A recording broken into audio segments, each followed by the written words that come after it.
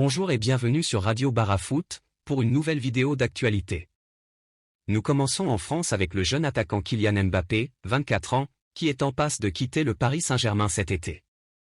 En refusant d'activer l'année supplémentaire dans son contrat, qui expire en juin 2024, le capitaine de l'équipe de France a provoqué la colère de sa direction, qui lui a lancé un ultimatum, soit il prolonge son contrat, soit il sera vendu cet été. Cette situation a attiré l'attention de plusieurs grands clubs étrangers. Le Real Madrid et Liverpool sont souvent mentionnés comme des destinations potentielles pour le champion du monde 2018.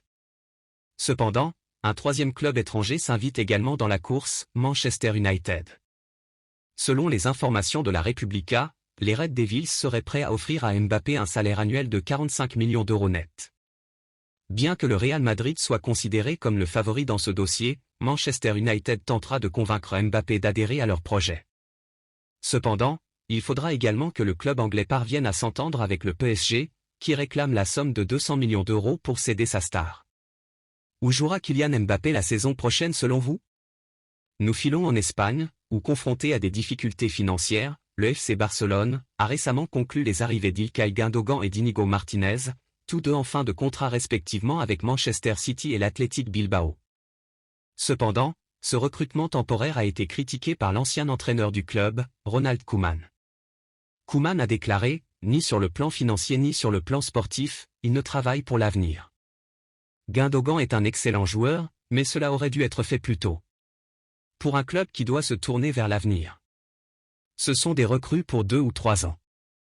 Ces propos ont été relayés par la presse néerlandaise. Il a également souligné l'importance de donner des opportunités aux jeunes joueurs. Quand j'étais entraîneur, nous n'avions pas d'argent, mais j'ai constaté qu'il y avait des joueurs comme Pedri, Nico et Gavi. Aux Pays-Bas, nous avons l'habitude de donner leur chance aux jeunes. Il faut travailler pour avoir un bel avenir. Je ne remets pas en question Gundogan et Lewandowski. Ce sont des grands professionnels, mais cela se fait dans le court terme.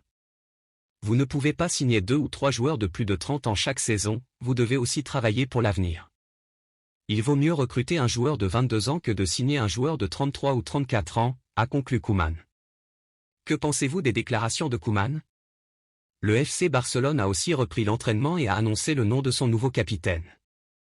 Après le départ de Sergio Busquets à l'Inter Miami, le milieu de terrain polyvalent Sergi Roberto, 31 ans, a été choisi pour porter le brassard. Cette décision a été officialisée par le club catalan sur Twitter. Sergi Roberto, formé au Barça et membre de l'équipe première depuis 2010, était en lice avec le gardien Marc-André ter Stegen et l'attaquant Ousmane Dembélé pour ce rôle important. Il a exprimé sa fierté d'entamer son premier jour en tant que capitaine du Barça. Que pensez-vous du choix de Barcelone pour le poste de capitaine? Toujours au FC Barcelone, et malgré les rumeurs d'un possible retour de Neymar au club, l'entraîneur Xavi a fermé la porte à l'attaquant brésilien, selon Mundo Deportivo. Les représentants de Neymar ont contacté le Barça lorsque le Paris Saint-Germain cherchait à s'en séparer en début de l'été, mais le club catalan a rejeté cette possibilité. D'une part, le Barça ne se sentait pas en mesure de proposer un salaire élevé à Neymar en raison de contraintes financières. D'autre part, Xavi craignait que le retour de Neymar ne perturbe l'harmonie de son groupe, qui était déjà solide avec les joueurs présents. Ainsi, Xavi a joué un rôle clé dans cette décision. Depuis lors, la situation de Neymar a également évolué au Paris Saint-Germain, où il pourrait bénéficier d'une nouvelle chance sous la direction de Luis Enrique, qui a été son entraîneur au Barça. Et vous, auriez-vous préféré voir Neymar de retour au club? Malgré l'intérêt de Chelsea et une clause libératoire abordable, l'attaquant Paulo Dybala a affirmé qu'il restera à l'AS Roma. Dans une déclaration aux médias La Roma 24, Dybala a déclaré être heureux au sein du club et qu'il reprendra l'entraînement avec l'équipe. Le joueur argentin, dont le contrat court jusqu'en juin 2025, semble déterminé à poursuivre son aventure avec les Giallorossi. Après son prêt à l'Inter Milan la saison dernière, l'attaquant Romelu Lukaku, 30 ans, ne souhaite pas revenir à Chelsea et attend que les deux clubs parviennent à un accord pour son transfert définitif.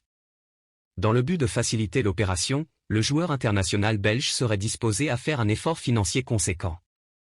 Selon Sky Sport, Lukaku serait prêt à réduire son salaire d'environ 1,15 million d'euros s'il signe avec l'Inter Milan, qui a déjà fait une première offre de 35 millions d'euros rejetée par Chelsea. Les Blues réclament quant à eux 47 millions d'euros pour céder l'attaquant, qu'ils ont acheté pour 113 millions d'euros en 2021. Voilà tout pour cette vidéo, N'hésitez pas à aimer et à vous abonner. Merci et à la prochaine.